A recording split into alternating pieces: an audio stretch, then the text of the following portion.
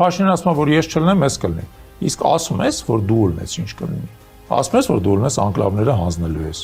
Ասում ես, որ դու լնես ադրբեջանցիները շարունակելու են առաջ գան Հայաստանի տարածքում։ Ասում ես նրա մասին, որ դու լնես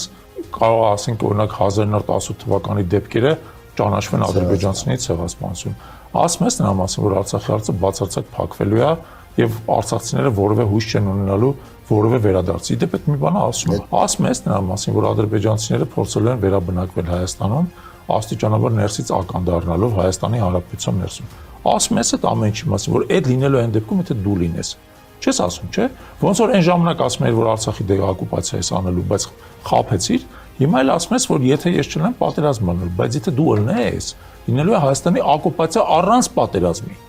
Ասա դրա մասին, որ եթե դու լինես, լինելու է Հայաստանի օկուպացիա առանց պատերազմի, ինչպես Ալիևն հայտարարել, ոչ թե տանկերով, մեքենաներով են կես անգամ մտնելու Երևան։